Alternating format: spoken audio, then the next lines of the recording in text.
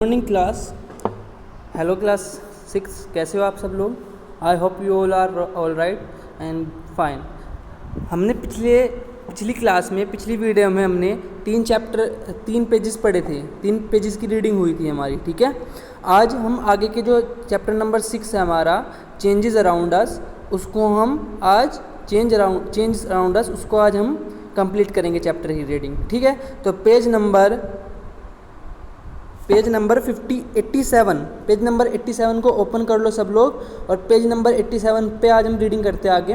देखो, हमने अब तक पढ़ा था कि जो टाइप ऑफ चेंजेस होते हैं वो होते हैं एक नेचुरल एंड मैन मेड। वो हमने बता दिया था क्या होता है नेचुरल, जो नेचर से कोज होते हैं, मैन मेड जो मैन से कोज होते हैं, ठीक। Slow and fast, which one are slow, जो जिनकी स्पीड हल्की होती है। फास्ट कौन से, जिनकी स्पीड बहुत तेज होती है, जैसे ब्रस्टिंग ऑफ बैलून, ठीक।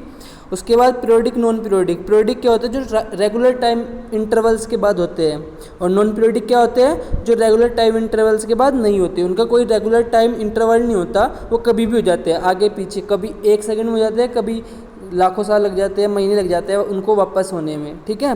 तो अब हम आगे पढ़ेंगे डिज़ायरेबल एंड अनडिज़ायरेबल चेंजेस। देखो क्या होते हैं डिज़ायरेबल चेंजेस। वो होते हैं some changes are useful to us, जो हमारे लिए अच्छे होते हैं, and we want them to take place, हम चाहते हैं कि वो हो। Such changes are called desirable changes, उन चेंजेस को हम बोलते हैं डिज़ायरेबल चेंजेस। हम कुछ चेंजेस ऐसे होते हैं हमारी ज़िंदगी में आसपास जिनको हम चाहते हैं कि वो होते रहे, तो उन चेंजेस को क्या बोलते हैं, desirable changes. We want the plants to grow, हम चाहते हैं कि पेड़ बड़े हो, है ना। द फ्रूट टू रिपन, जो हमारे उस पे पेड़ पे हमारे जो फ्रूट्स लगे हैं वो सब क्या हो जाए, पक जाए, हम ये चाहते हैं ना। वेट क्लोज टू ड्राई, जो हमारे गीले कपड़े वो सूख जाए। And food to be cooked, और जो हमारा खाना है वो बनकर तैयार हो जाए। ये सब चेंजेस हम क्या है, चाहते हैं, इसलिए इन सब चेंजेस को हम बोलते हैं desirable changes. Some changes are harmful to us and we don't want them to happen. Some changes क्या होते हैं, हमारे लिए नुकसानदायक होते हैं और हम नहीं चाहते कि वो हो। उन सभी चेंजेस को हम क्या बोलते हैं, अनडिज़ायरेबल चेंजेस। एक्सीडेंट्स हुए, डिजास्टर्स हुए, स्पॉइलिंग ऑफ फूड हुआ, खाने की बर्बादी, are some undesirable changes. We can control spoils by keeping food in refrigerated.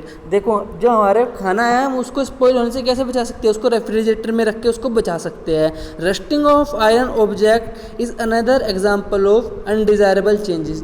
जैसे लोहा होता है ना, लोहे की जो सामान होते हैं, जैसे तुम्हारी डेस्क्स वगैरह है या फिर लोहे के गेट होते हैं, उनमें क्या होता है, वो उनमें जंग लग जाता है, तो वो जंग लगना भी क्या हुआ, अनडिज़ायरेबल चेंजेस हुआ। विच can be prevented by coating a layer of zinc over them, जो हम बचा सकते कैसे, अगर उसके ऊपर जिंक की एक लेयर कर दे। जिंक एक मतलब पेंट मान लो, चलो अगर हम पेंट को उसके ऊपर कर दे तो हम उसको जंग से बचा सकते हैं, ठीक है। अब आता है number 5, reversible and irreversible changes. देखो, those changes which can be reverse are called reversible changes. देखो, वे चेंजेस जो वापस हो सकते हैं, जैसे एक बार हो गया फिर दोबारा हो सकता है, फिर दूसरी तीसरी बार फिर हो सकता है, उन सब चेंजेस को हम क्या बोलते हैं, reversible changes. Take a balloon, blow air into, does it size change, slowly release it air. देखो, एक बैलून लो, उसमें हवा भरो, उसका साइज चेंज होता है ना, फिर उसकी जो हवा है उसको निकाल दो धीरे धीरे। Does it come back to original position, वो वापस अपनी ओरिजिनल पोजीशन में आ जाता है ना। It is the example of reversible change. देखो, वो वापस चेंज हो गया, फिर उसमें फिर से हवा भरेंगे, फिर से उसका साइज चेंज हो जाएगा, फिर हवा निकाल देंगे तो फिर से वो अपनी नॉर्मल वाली पोजीशन में आ जाएगा। तो यहाँ पे क्या हुआ, इस चेंज को हम बार बार रिपीट कर सकते हैं, इसलिए इसको बोलते हैं रिवर्सिबल चेंजेस, ठीक है। अब आते हैं सम चेंजेस आर परमानेंट और can not be reverse. Some changes जो होते हैं वो परमानेंट होते हैं और उनको रिवर्स नहीं कर सकते, ठीक है। तो उन चेंजेस को हम क्या बोलते हैं, उन चेंजेस को हम बोलते हैं इरिवर्सिबल चेंजेस, ठीक है।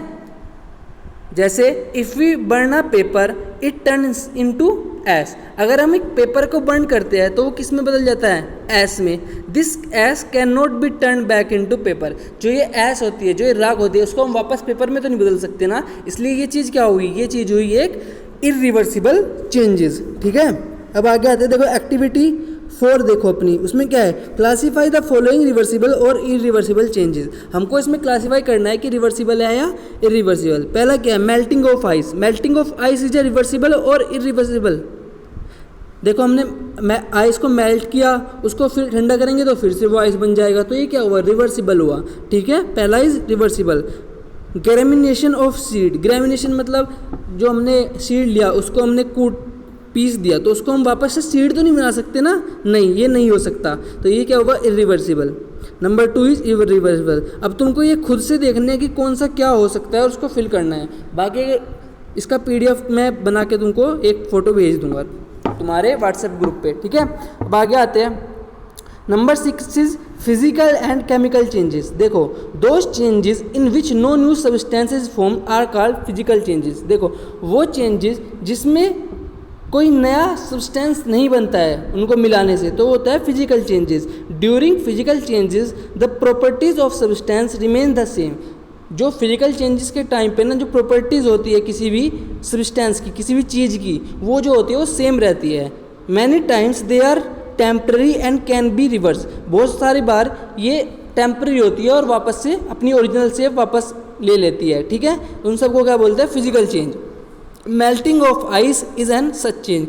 आइस को मेल्ट करना इस तरह का ये एक चेंज है। ठीक है, क्योंकि उसको क्या करते हैं, आइस चेंज हुआ, वाटर बन गया, तो उसकी फिजिकल स्टेट चेंज हो गई, वो अब वाटर हो गया। लेकिन अगर उसको हम दोबारा से अगर ठंडा करेंगे तो फिर से वो आइस बन जाएगा। ठीक है, आगे बढ़ते हैं। Those changes in which a new substances form, way changes जिससे एक नया सब्सटेंस बन जाता है। When which has property different from the earlier substance, जिसकी प्रॉपर्टी पहले वाली सब्सटेंस की प्रॉपर्टी से अलग होती है, उसको बोलते हैं हम केमिकल चेंजेस। ठीक, जैसे कुकिंग, खाना बना रहे, पहले वो रो है लेकिन पकने के बाद क्या होता है, वो पक जाता है, खाने लायक हो जाता है। ठीक, तो उसकी क्या हुई, प्रॉपर्टी चेंज हो गई, तो वो क्या हुआ, chemical changes. Hardness and appearance of food change. ठीक है, cooking food is a chemical change. ठीक है भाई साहब। Turning of a raw green mango into a ripe yellow mango is also a chemical change.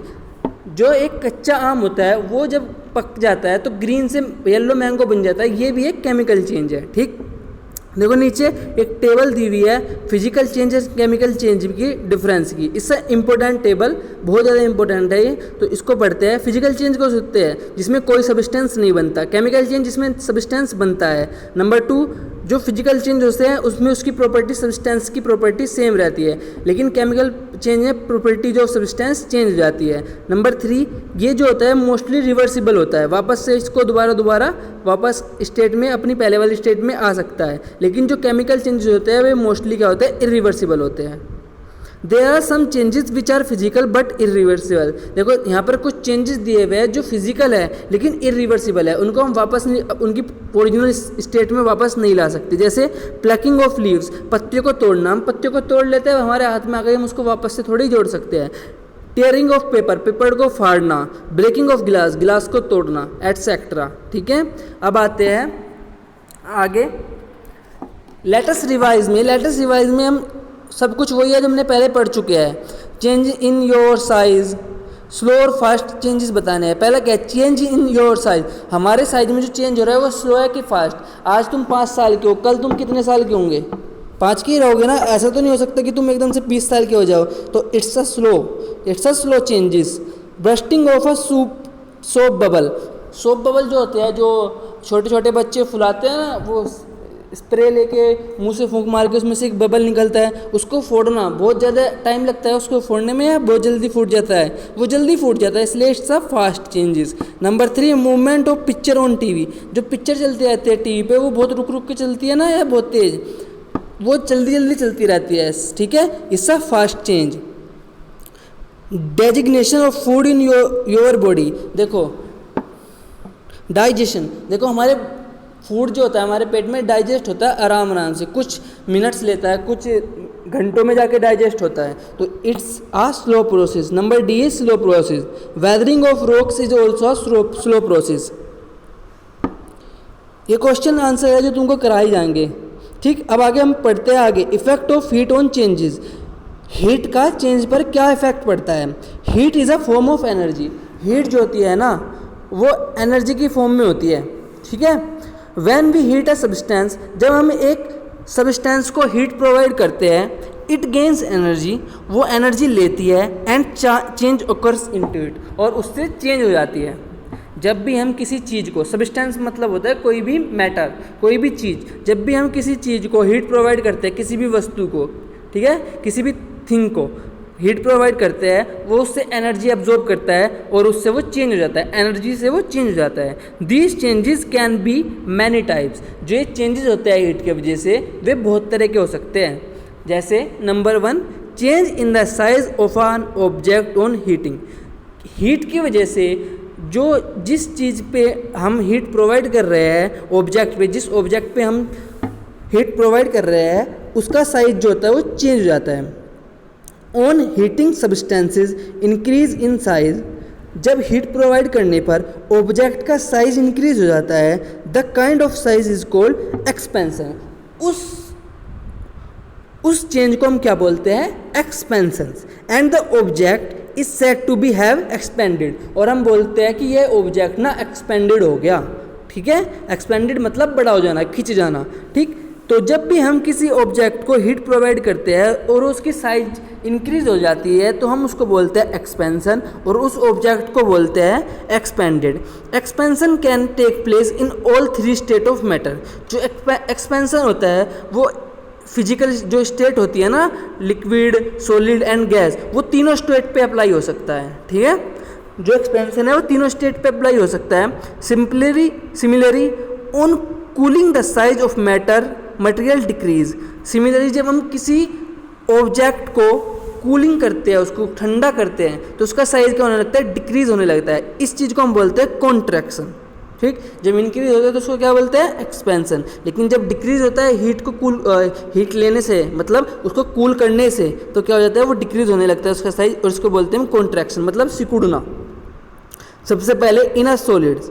Most of the solid expand on heating but on cooling they come back to its original size. देखो, ज़्यादातर जो solid होते हैं ना, वो heat provide करने पर expand होने लगते हैं, और जब हमको कूलिंग प्रोवाइड करते हैं, ठंडी रेफ्रिजरेटर वगैरह में रखते हैं, कूल प्रोवाइड करते हैं, तब वो क्या हो जाता है? वो अपनी ओरिजिनल शेप में वापस आ जाते हैं। If you heat a key it won't fit in to the lock. अगर तुम एक की ले लो, ठीक है, चाबी को हीट प्रोवाइड करोगे तो वो अपने लॉक में फिर फिट नहीं हो पाएगी। But if you cool it will again fit. लेकिन अगर तुम उसको ठंडी कर दोगे दोबारा, तो वो फिर से अपने लॉक में फिट हो जाएगी। Iron tools are fitted in the wooden handles by heating. जो आयरन टूल्स होते हैं ना, उनको जो लकड़ी में है ना, हीट करके फिट किया जाता है। ऑन हीटिंग, हीट करने पर दे टूल्स एक्सपैंड। जो टूल्स होते हैं वो एक्सपैंड हो जाते हैं।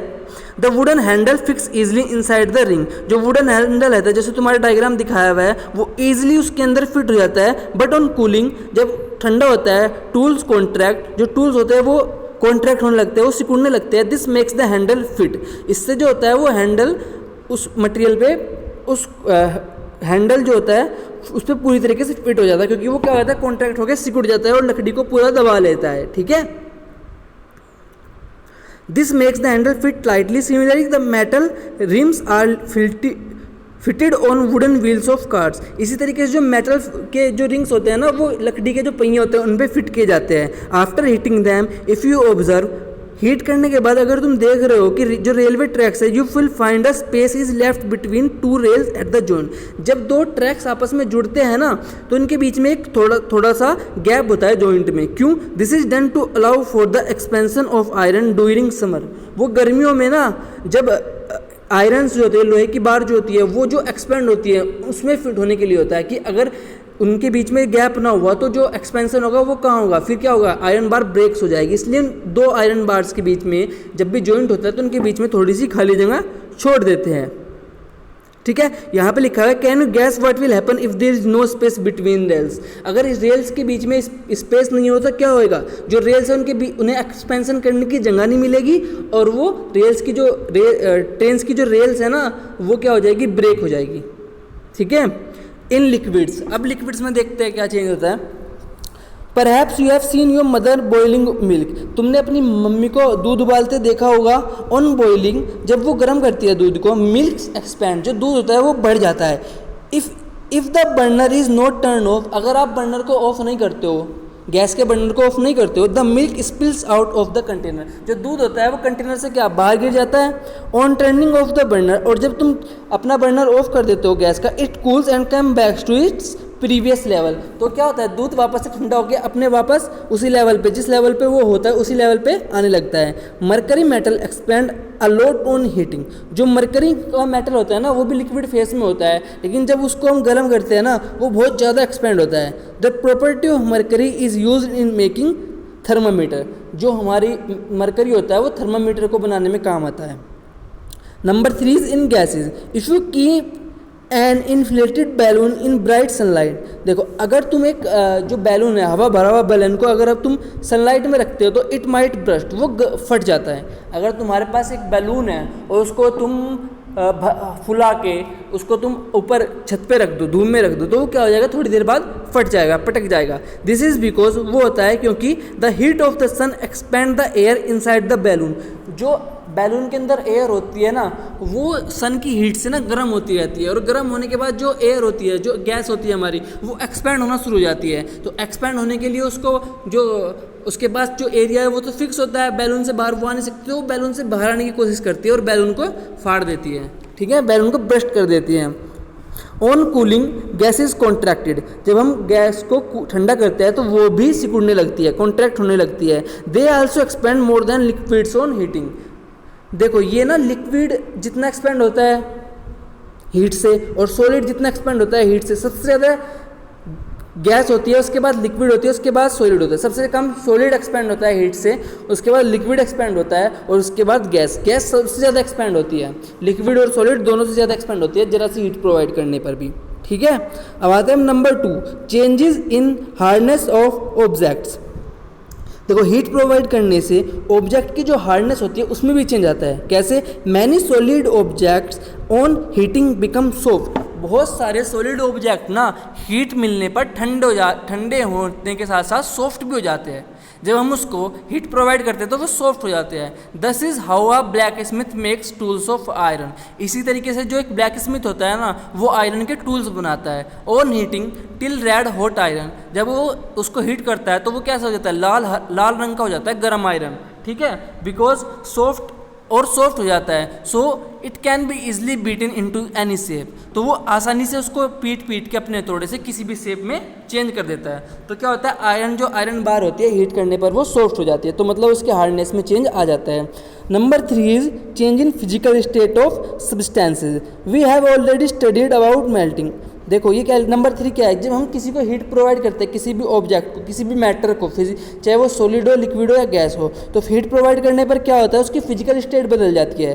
तो हमने पहले ही पढ़ लिया है मेल्टिंग के बारे में कि मेल्टिंग होता क्या है, इवेपोरेशन एंड कॉन्सोलिडेशन। और इवेपोरेशन और कॉन्सोलिडेशन भी तुमने चैप्टर नंबर 5 में पढ़ लिया है। मेल्टिंग होता है किसी चीज़ को ठंडा करके जमा देना, इवेपोरेशन होता है सूरज की गर्मी से पानी का उड़ना, कंडेंसेशन होता है किसी भी चीज़ को दबा के प्रेशर से छोटा कर देना। We know that solid turns into liquids and liquid turns into gas on heating. हमें पता है कि जो सॉलिड होते हैं ना, जब उसको हीट प्रोवाइड करते हैं तो वो लिक्विड में चेंज हो जाते हैं, और जब लिक्विड को हीट प्रोवाइड करते हैं तो वो गैस में चेंज हो जाते हैं, ठीक है। नीचे एक टेबल बनी हुई है, टेबल नहीं, नीचे एक डायग्राम सा बना हुआ है, उसमें लिखा हुआ है आइस जो होता है वो सॉलिड स्टेट में होता है, लेकिन जब उसको हम हीट प्रोवाइड करते हैं तो किस में बदल जाता है, वाटर में, जो कि एक लिक्विड स्टेट है। फिर हम वाटर को हीट प्रोवाइड करते हैं तो वो किस में बदल जाता है, वाटर वेपर में, जो कि एक गैस स्टेट है। देखो इसका रिवर्सिबल भी है, उल्टा देखो इसका, जब हम गैस को कूल करते हैं तो ठंडा करते हैं गैस को, तो वो किस में चेंज हो जाती है, लिक्विड में।